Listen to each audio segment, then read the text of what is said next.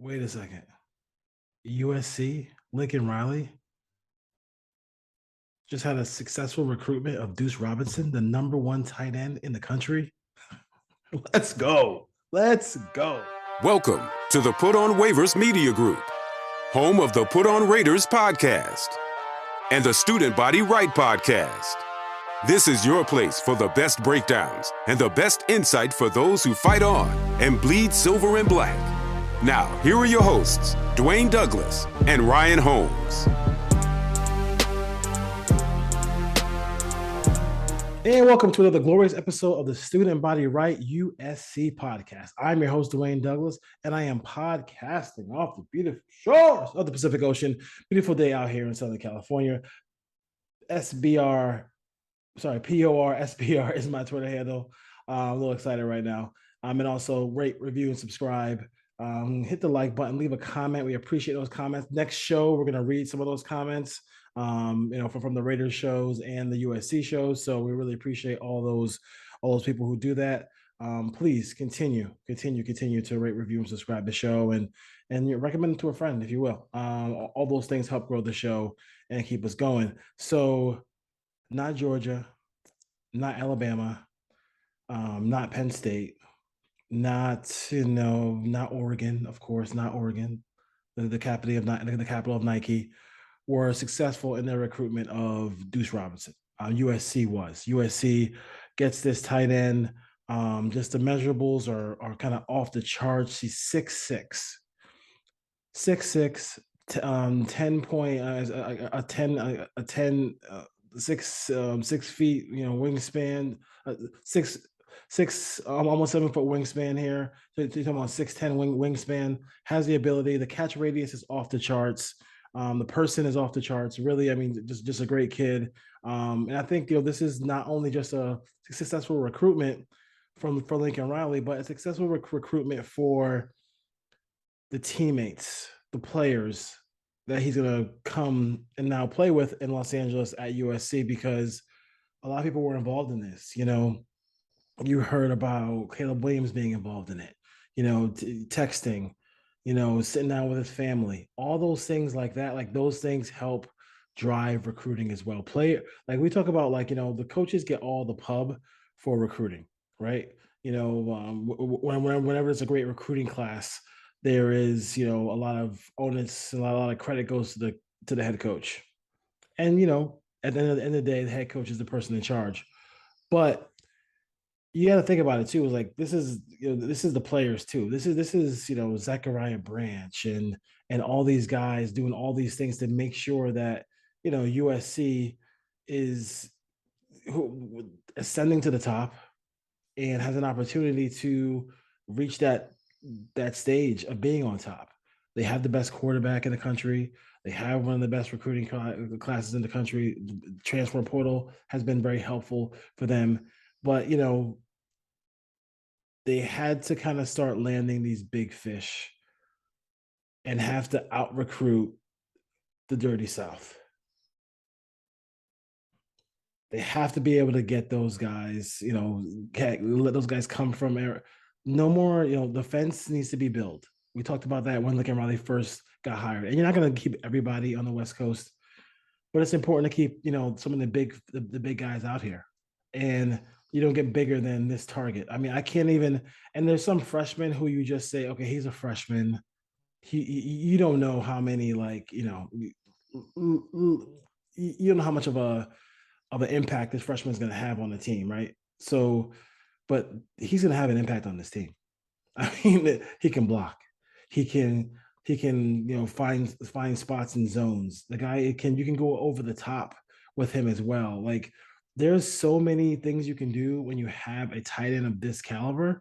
It's going to be crazy. It's going to be really crazy. This offensive unit for the Trojans is it's going to be just a nightmare for these teams to deal with.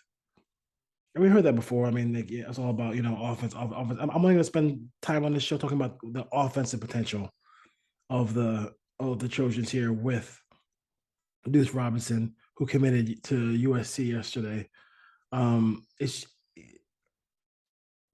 It just takes this offense to another level.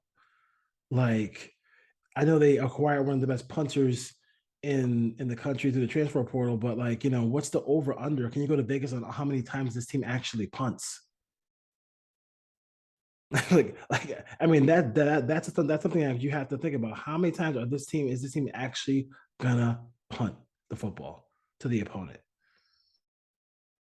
I mean, it's just so Zachariah Branch, Mario Williams, Taj Washington, Makai Lemon, Michael Jackson, who had some clutch catches last year. What about the way Brendan Rice ended the season last year? Did I mention Dorian Singer? Like, I mean, they have what I love about this tight end and wide receiver room for the Trojans is there's so much variety there. It's literally Baskin Robbins. It's literally your favorite ice cream shop. Like, you can go to get whatever ice cream flavor you want on any play, and that play's available. And you don't want injury to take place. You don't want injury to happen. But I think last year, it did hurt him a little bit when Mario Williams got hurt and Jordan Addison got hurt. Like, it would take a slew of injuries for them not to have quality weapons on the field at all times. All of them are all these guys are physical. All these guys can just catch the ball and just go. And that's what we're used to. I mean, even in the Clay Helton years, right? Even the Clay Helton years, they still had really good receivers. We just questioning Clay Helton's ability to be a big time head coach, and we know, he's a nice coach. He's not Lincoln Riley. But what is going on now is is the building of something special, and that's what everybody's envisioning when Mike Bone got him to come to USC from Oklahoma, and this is the reason why Oklahoma Sooner fans can't stand USC. This is why Oklahoma Sooner fans can't stand Lincoln Riley, because they know what kind of potential he brings. And I think the cool thing about it is, does Duce Robinson come to Oklahoma? Maybe, probably not. He's probably on Georgia. He's probably on Alabama. You know, but when you have the allure of Los Angeles, and with the NIL deals and all the stuff like that, they don't have a collective. They're trying to build something there as far as that goes. But the opportunities are here for the big time players. Opportunities are here. And despite what we had this month, the weather is usually absolutely beautiful, and he knows people. This is a team recruitment. This is what happens in the NFL. You recruit people to come in and play when Tom Brady goes from the Patriots to the Buccaneers. You can recruit those guys. When the Jets and Packers finish their deal, right? You're going to see Jets players saying, some of the remaining free agents who could help. Hey, we got, our team is pretty stacked, and we got Aaron Rodgers. This is what happens when you start to build a monster and you keep everything going in the right direction. The momentum is just never gonna stop. It's never gonna stop. And then you have the added bonus of the huge dollars coming in from the Big Ten next year. Newer facilities, better equipment, state of the art, everything. I mean, all that's coming to USC, along with the history and the tradition of being one of the best in college football, being the biggest West Coast brand, if you will. The Pac-12 talked a lot of trash about University of Spoiled Children and USC and all things like that. But let's see how this conference does without USC. Let's see how they do without UCLA and basketball and USC in football. I just watched the McDonald's basketball game, which was a really great high school basketball game, the McDonald's game. And if Bronny comes to USC, it's probably USC or UCLA, right? I mean, that's big, big ratings. That's big money. That's big advertising dollars. That's everything. And when you have I mean, I didn't even talk about Walker Lyons. I mean, Walker Lyons, he was on a moment mission next year. So next year, when the quarterback when the quarterback Malachi Nelson is under center, he's gonna have those two tight ends along with you know along with a bunch of other the Makai Lemons, the Zachariah Branches as well too. It just never stops. It's not, the train is never going to stop. And that's why people hate the move from Oklahoma to USC from Lincoln Riley. They hate it. They can't stand it because they know first round pick quarterback at the first round pick quarterback, top 10 quarterback all the time. People towards the end of the NFL season, you're going to see people losing games on purpose to get Caleb Williams. And we want you to watch our podcast, but go look at the breakdown that JT O'Sullivan had of on the QB school on Caleb Williams. How special of a talent he is. And that special talent helped bring all this to the West Coast, along with his head coach. All this to the West Coast, including his ability to help recruit, text, contact, whatever, to some of these recruits who he knows are going to be integral parts of what they want to do on offense. And Duce Robinson in the red zone, are you serious?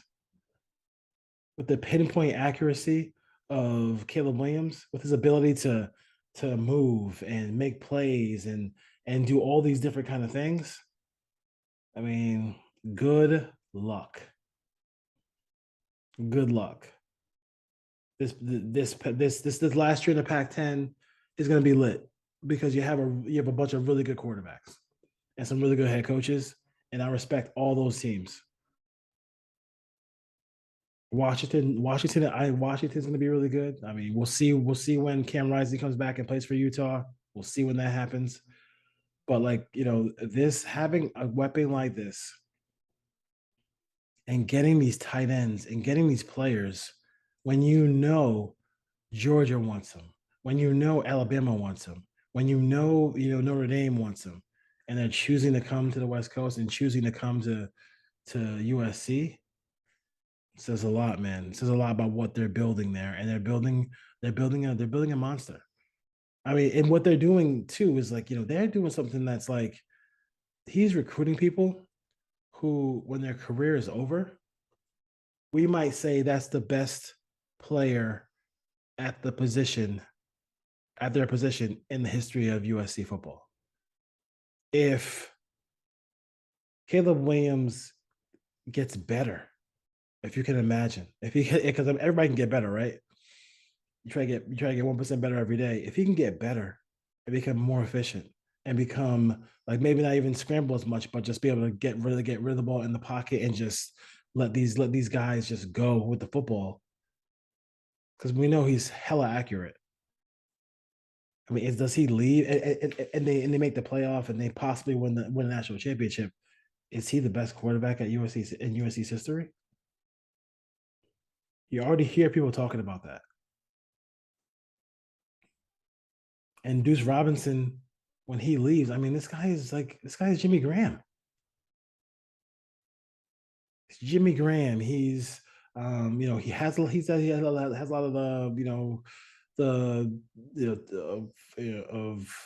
some of the great tight ends in the NFL you see. He's going to be just a tremendous talent, a tremendous pickup for this team, and you're going to see it out the gate.